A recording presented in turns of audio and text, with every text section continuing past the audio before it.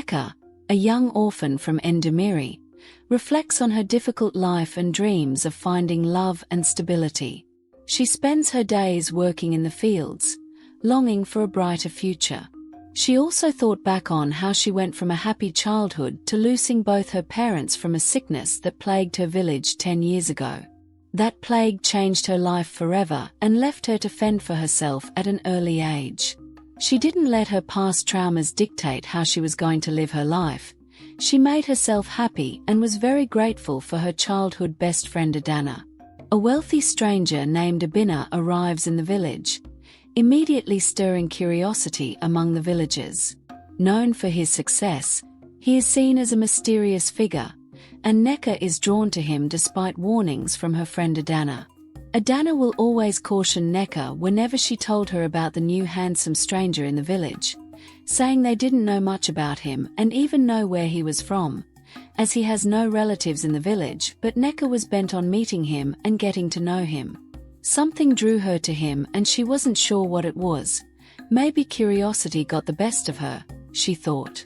On the village market day, Nneka went to the market to sell some of her farm products. There she saw Obinna from a distance and watched as he helped the villagers with their produce, helping the elderly move what they had gotten from the market to their homes and coming back to play with the children in the market. She was drawn to his kindness and humility. Obinna caught Nneka gaze on him a few times and he wondered who she was. Obinna went to her and struck a conversation. Their conversation sparked an instant connection between them, Nneka thought. Though a little hesitant, she finds herself captivated by his charm and kindness. Days passed and Nneka couldn't get Obinna out of her mind and wished she could meet up again. She and her best friend planned on meeting up the next day, so she went to bed excited that she could finally tell her friend about her encounter with Obinna at the village market. The next day she went to Obinna's house and they decided to take a walk where she told Obinna about Obinna. Obinna didn't sound thrilled as she told Nneka to tread carefully. She felt there was something off about Obinna, even though she didn't know him much. She felt he was a bit strange. On the walk they met Obinna and Obinna asked to talk to Nneka for a few minutes. He pulled her aside and told her he couldn't stop thinking about her since their last conversation, and he'd like to meet her at the village square the next day, so they could talk and get to know each other. Nneka agreed.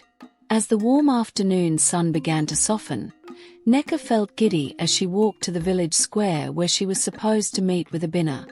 Among the gathering crowd, Obinna sighted Nneka and called out her name, waving so she could see him through the crowd. They both started with a light conversation, and soon the conversation turned into a deep heart-to-heart as Nneka narrated how she was orphaned and also spoke about her childhood. Obinna listened and Nneka felt really heard for the first time.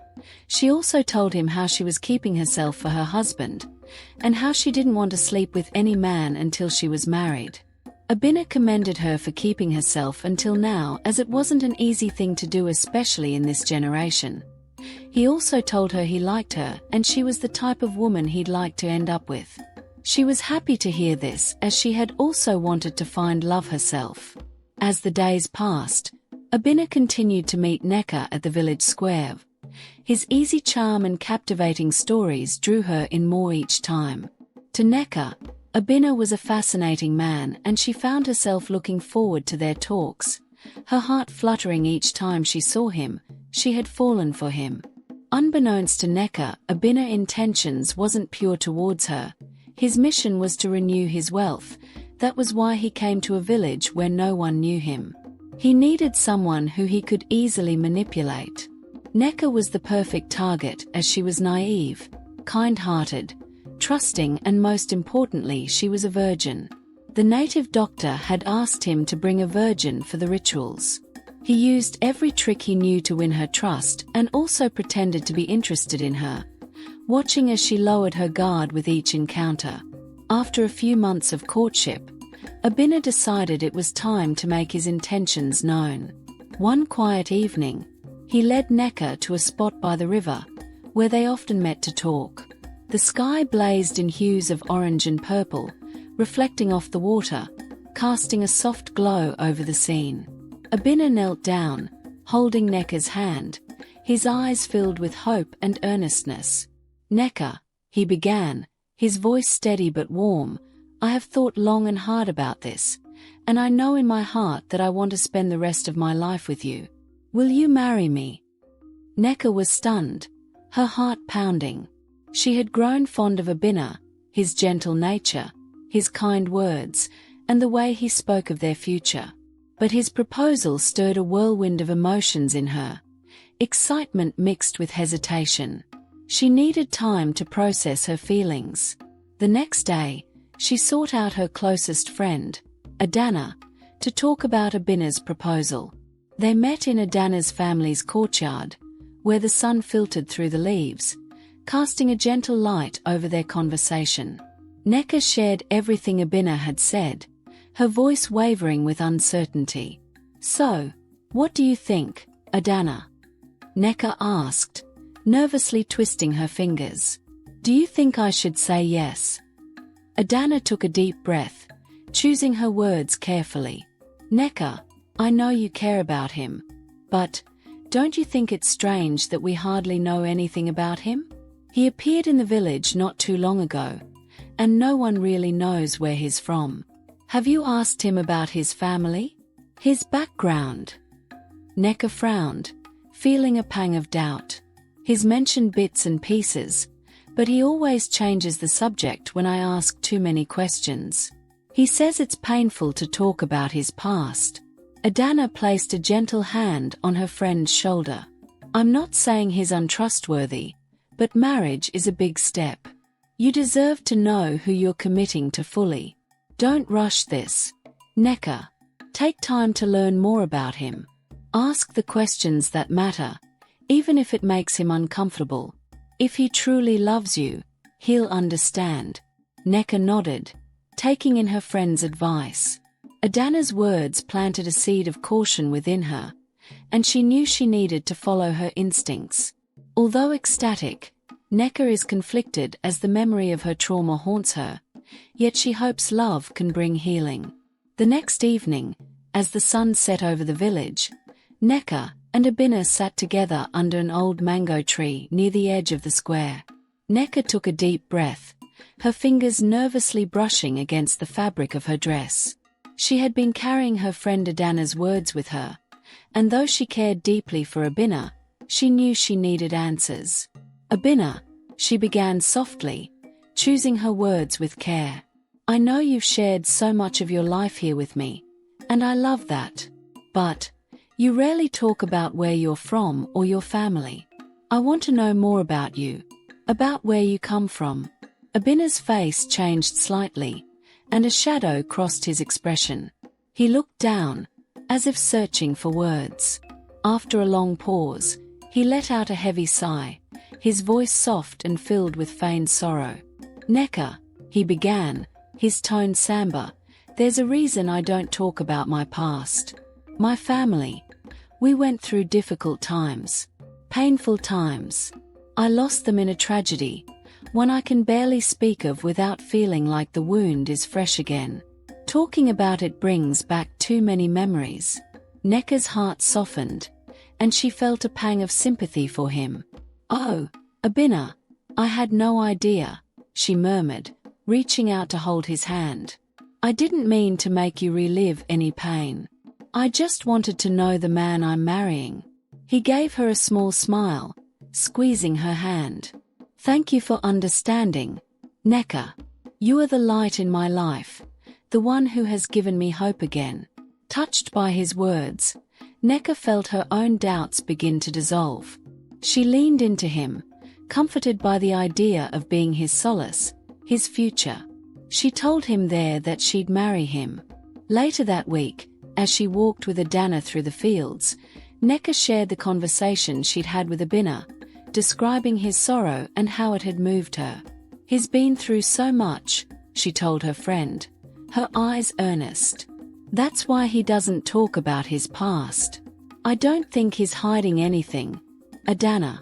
I think he's just protecting himself."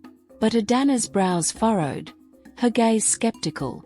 "Nneka, I understand, but do you really know him well enough to marry him? There are still so many questions. Nneka shook her head, her conviction growing stronger. Obinna, I believe him. He loves me, and I feel it. He's not perfect, and yes, there are things I don't fully understand yet.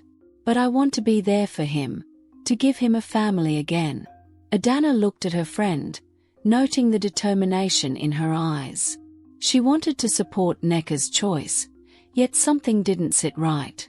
Just promise me that you'll be careful, Nneka. Love doesn't erase the need for trust and honesty. Nneka nodded, but her heart was already set. As she walked away, she was filled with the conviction that she was making the right decision, believing that, with time, the details of Obinna's past would no longer matter, and their future together would flourish. The village were making wedding preparations while Obinna secretly made arrangements for the ritual. Certain Nneka is the virgin sacrifice he needs. Nneka, unaware, is full of hope. Nneka confides in her closest friend about her past trauma, that she's told no one about, questioning if she's truly worthy of love. Her friend reassures her, but this doubt lingers. Obinna secretly visits the village shrine as instructed by the native doctor to make a pact with a powerful spirit. He promises to complete the ritual after the wedding, believing it will cement his fortune. The wedding is celebrated with grandeur, and the entire village gathers to witness. Nneka feels like her life is finally turning around, unaware of the fate that awaits her. A week had passed since Nneka and Obinna's wedding, yet Nneka found herself feeling more alone than she ever had. Her home, which she had once imagined would be filled with laughter and warmth, now felt cold and distant. There was an unsettling silence between them, one she couldn't quite understand. Obinna had barely spoken to her since they exchanged vows, and each night he claimed he was too tired to share her bed. Nneka tried to be patient, understanding that he might still be carrying the grief he'd spoken of before. Yet, a great discomfort crept into her heart. She had grown up listening to the stories shared by new brides in the village square, stories of nervous excitement, of love blooming behind closed doors. But here she was, lying alone each night, wondering why her husband seemed to avoid her touch and gaze. One evening, as the sun began to set and shadows filled the corners of their small home, Nneka gathered the courage to speak up. She found Obinna outside, standing under the old Iroko tree, his gaze fixed on the horizon, his face shadowed and unreadable. "Obinna," she began, her voice steady but tinged with hurt, "it's been days since our wedding. I know you have your sorrows, but I am your wife now. Shouldn't we share our lives fully?" Obinna's expression remained unreadable, and he looked away, his jaw clenched. "Nneka, there are things you wouldn't understand," he said softly, his tone distant. I need time."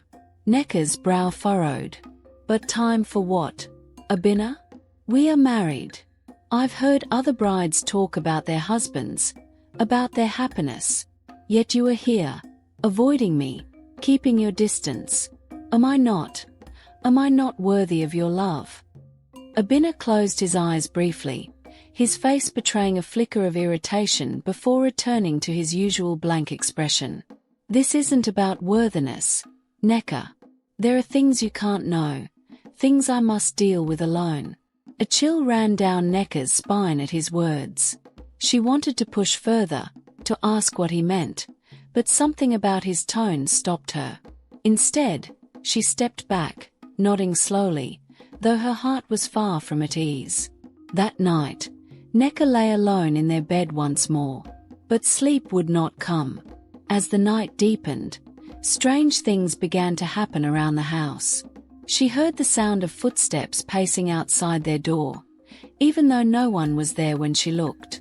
Shadows seemed to flicker unnaturally in the corners of the room, and at times she thought she heard faint whispers, as if voices were calling her from far away. The following morning, she spoke to Obinna again, her face pale with worry. "Obinna, I feel something is wrong here. I hear sounds, Strange whispers. This isn't how a new bride should feel in her own home. Obinna barely glanced at her. His face hardened, a strange gleam in his eyes. Nneka, he said in a cold tone, some things are better left unspoken. Do not ask me again. His words struck her like a blow, and Nneka felt a surge of fear and confusion. She could no longer ignore the darkness that had crept into her life, the distance that grew each day between herself and her husband. It was as if Obinna had become a stranger, and her once bright dreams of a happy marriage had turned into a shadowed nightmare despite her love for him. Nneka could no longer deny the truth.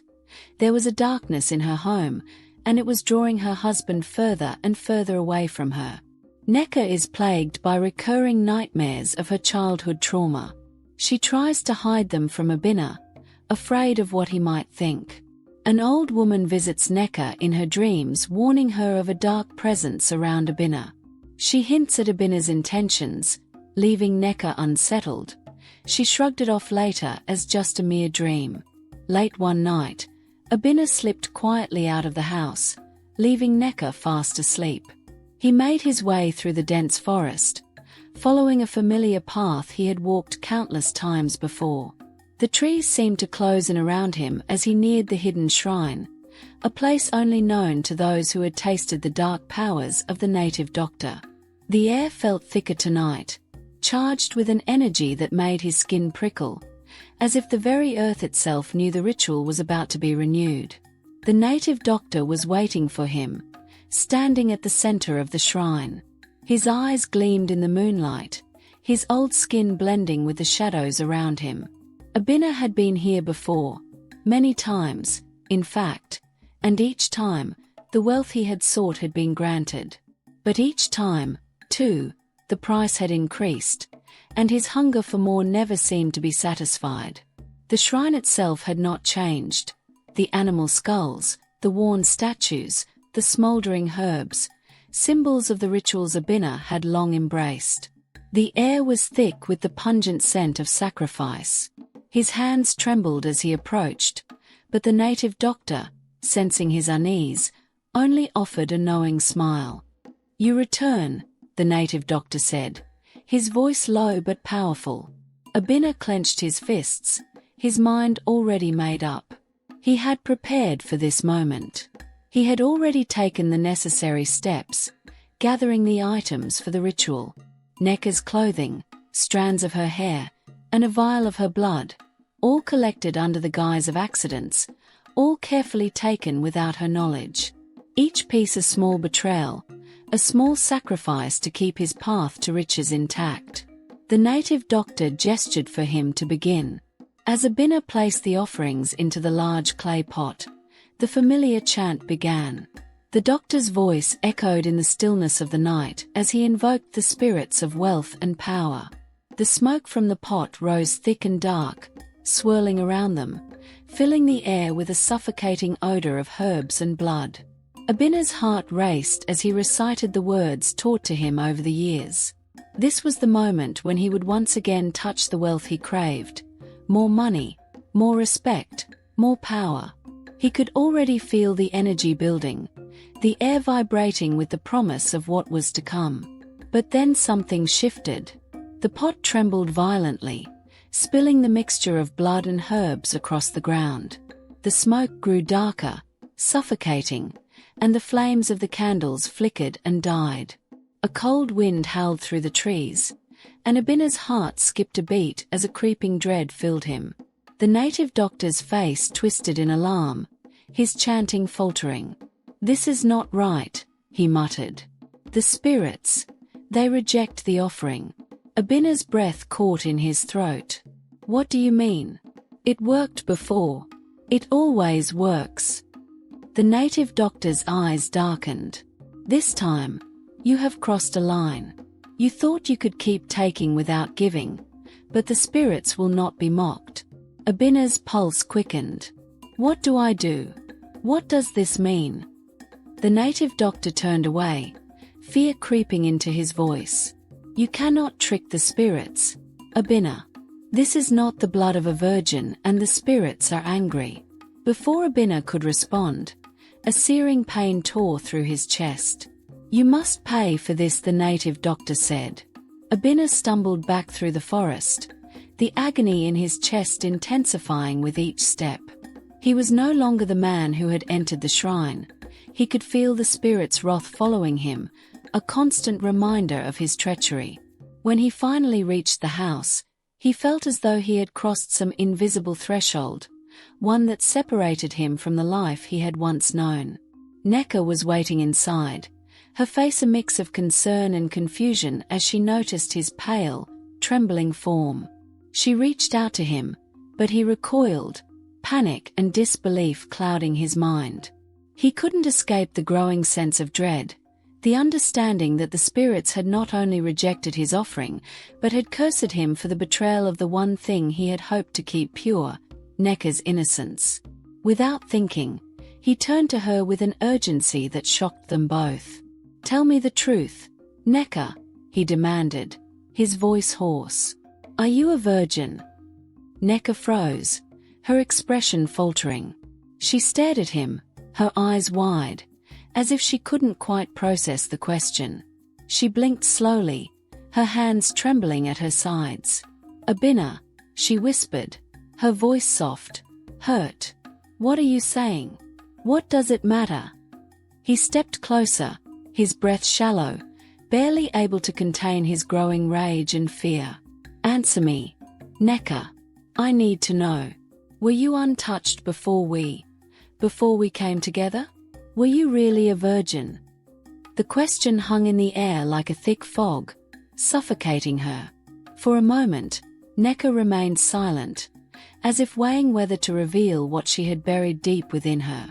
Then, finally, her eyes filled with unshed tears, and her voice broke as she spoke. "No," she whispered, barely audible. "I wasn't a virgin." Obinna's heart skipped a beat.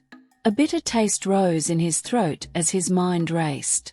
"Then why didn't you tell me?" he shouted, his voice cracking with anger and disbelief. "You let me believe it was the truth, all this time." Nneka stepped back, her face pale, tears spilling down her cheeks. "I wanted to tell you, Obinna. I tried so many times, but I couldn't. I thought you'd leave me, that you'd never love me if you knew. But now, I see you don't care for me." Obinna's vision blurred, his mind reeling as Nneka's words broke through the fog of his obsession. She had tried to tell him. She had wanted to share the painful truth, but fear had kept her silent. Fear of losing him. Fear of how he would see her. But it didn't matter now. "How could you not tell me?" he rasped, his voice filled with horror. "How could you let me go on, believing you were pure? Your lies, your betrayal, it's my undoing." The words hit her like a slap, and she recoiled from him, her chest heaving as she struggled to comprehend his reaction. "No, Obinna, please," she begged, her hands reaching out. "I didn't want this to happen. I didn't know how to tell you. Please, don't hate me. Don't blame me." Nneka closed her eyes tightly, trying to steady herself. The truth, once buried deep inside her, now felt like it was suffocating her. She had always carried this pain in silence, never daring to tell anyone, not even the man she loved. But now, with Obinna standing before her, his anger and fear turning to accusation, she knew there was no turning back. "I didn't know how to tell you, Obinna," she whispered, her voice shaking. "I was scared." Obinna's face hardened, and his eyes grew colder, as if the very idea of what she was about to say had already poisoned him. He opened his mouth to speak, but Nneka raised her hand, pleading for him to listen. "Obinna, please," she begged. "I didn't choose this. It wasn't something I wanted to hide from you. But I couldn't find the words. I didn't want to lose you." She took a shaky breath and finally, after years of silence, began to speak the truth that had haunted her every day since it happened. "It happened when I was younger," she began, her voice small but growing stronger with each word. I was just a girl, too young to understand what was happening, too innocent to know how to stop it. Obinna's anger faltered, his face shifting from fury to confusion, but he remained silent, listening, though the tension between them was unbearable. I was walking home one night, Nneka continued, her voice trembling as the memory resurfaced. I was alone. I never made it back home. He was a man I didn't know. He grabbed me, dragged me into the woods, and I didn't know how to fight him. I couldn't. I was too scared. I didn't scream, because I thought if I did, it would make things worse. Nneka paused, her breath ragged, her hands trembling as the weight of the memory pressed down on her chest. She could still feel the coldness of that night, the hopelessness, the overwhelming fear, and the shame that had never left her since. He took everything from me. Obinna, she whispered. He made me someone I wasn't, someone I didn't want to be. And when it was over, when he left me lying there, I didn't know what to do. I didn't even know who I was anymore. I thought I could never tell anyone. And then I met you, and I thought you might be different, that maybe you could love me even after everything. Tears began to fall freely down Nneka's cheeks, her voice breaking. But I was wrong, wasn't I? You can't love me now, can you? Because I wasn't pure. I wasn't what you thought I was. Obinna stood motionless, his expression unreadable. The anger that had once consumed him seemed to dissipate, replaced with something else, something darker, colder. But Nneka could no longer look at him. She had revealed the deepest pain of her life, the one thing she had tried so hard to bury. Now, it was out in the open, and there was no turning back. I wanted to tell you, Obinna. I really did, she said, her voice barely above a whisper. But I was scared of what it would mean for us. And now I see that I've only ruined everything. Obinna stood frozen, his chest rising and falling with heavy breaths. His eyes searched her face, but he could not find the words to comfort her. You've killed me, Nneka, he finally whispered, his voice thick with despair. You've taken everything from me. You are my undoing. The words stung like acid, and Nneka flinched as if he had struck her. She hadn't expected his words to be kind, but the finality of them cut deeper than any wound she had ever known. She had tried to protect him from the truth, tried to keep her past hidden, but in the end, it was her truth that destroyed them both. And now, as the silence enveloped them, she realized that the man she had loved, the man she had trusted, had become a stranger to her. As the days passed after the confrontation with Nneka, Obinna could feel the weight of his own guilt pressing in on him. At first, he thought he could shake it off, move on with the remnants of his life. But soon, he began to see things, dark shapes lurking at the edge of his vision, whispers in the dead of night that made his skin crawl. The spirits he had once summoned, the spirits whose powers he had sought for his own selfish gain, were coming for him. At night, he could hear them, voices, low and guttural, speaking in languages he didn't understand. Shadows would flit across the walls, and house, filled with wealth, began to feel cold, oppressive, as if the walls themselves were closing in on him. His health began to fail rapidly, his once strong body withered away as if the very life force within him was being drained. The wealth he had accumulated vanished, as if it had never existed. In the daylight, he could still hear the whispers, feel their presence lurking in every corner. The spirits that he had once believed would grant him limitless power and wealth were now his tormentors. They were relentless, feeding on his regret, his guilt, and his fear. Every step he took felt like an invitation for them to draw closer, until he could no longer tell where his mind ended and their influence began. Obinna's once sharp mind began to unravel. He could no longer sleep, no longer eat, his body wasting away as the spirits drained him of his vitality.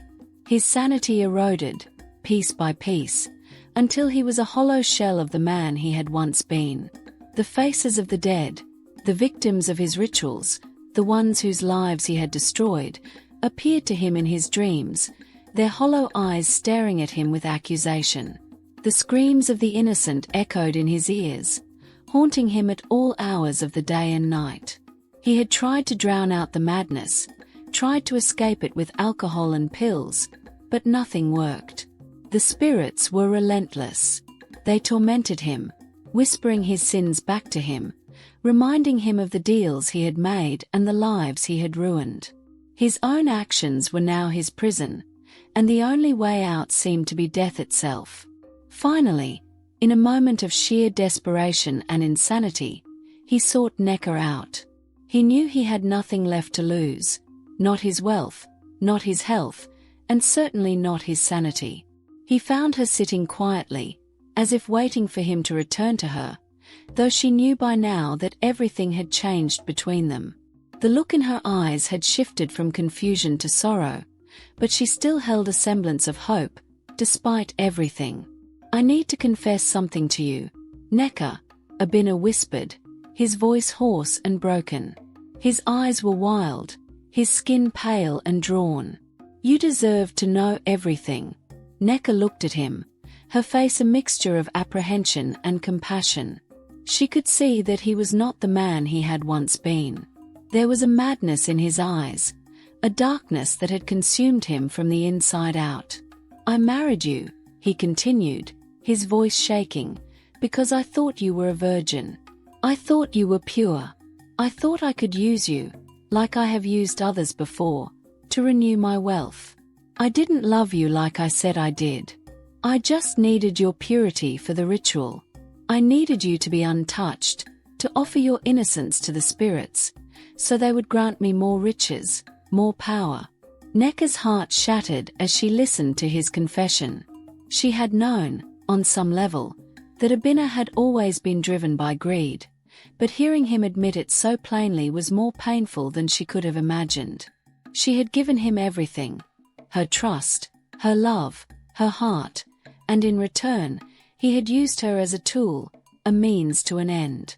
But it wasn't just the truth that hurt her. It was the way Obinna's mind was clearly slipping away. She could see the spirits in his eyes, the torment he was enduring, and she knew, deep down, that it was too late for him. The damage had already been done, both to him and to her. Obinna sank to his knees in front of her, tears streaming down his face as he begged for forgiveness, though he knew he would never find it. "I'm sorry, Nneka. I've ruined everything. I didn't think it would come to this. The spirits," he choked on his words, "they won't leave me. They've taken everything from me, and now they will take my soul." Nneka could only watch, her heart heavy with sorrow and anger. She wanted to comfort him, to hold him and tell him it would be okay, but she knew that the man kneeling before her was no longer the same man she had once loved. The spirits had claimed him, and there was no redemption for him now. Obinna's body began to shake violently, his breath coming in ragged gasps as the spirits seemed to close in on him. His skin grew colder with every passing second, and his eyes rolled back in his head as if he were being dragged away by invisible forces. "Please, make it stop," he whispered, his voice barely a breath, but the spirits were relentless. They were his undoing, just as he had called upon them to be. They surrounded him, feeding off his fear and regret, until he was nothing more than a broken man, consumed by the very forces he had once sought to control. His body convulsed, and with a final, pitiful scream, he fell silent, his life force extinguished, his soul claimed by the spirits he had betrayed.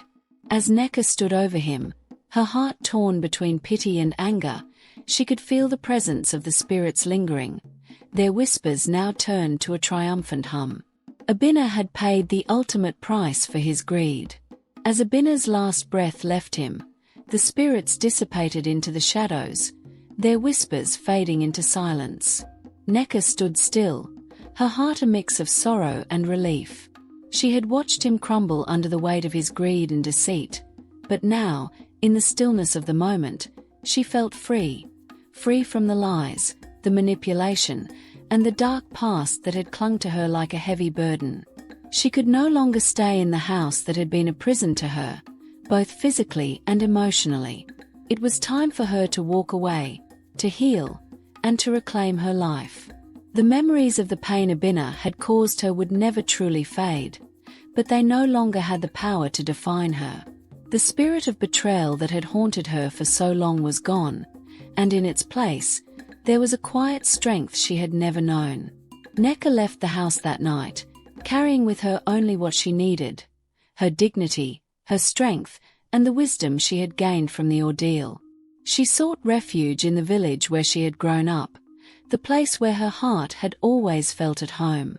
The familiar sights and sounds of the village, with its vibrant market and friendly face of her best friend, brought her comfort. Here, she could heal, and here, she could begin again. The villagers welcomed her back with open arms. They had always known Nneka to be kind-hearted and strong, a woman who carried herself with grace despite her past. Though they knew only fragments of her story, they recognized the courage it had taken for her to leave Obinna and start fresh. Slowly, she began to rebuild her life, surrounded by people who valued her for who she truly was, not for the false purity Obinna had sought to manipulate. Nneka found work at the market, helping women in the community.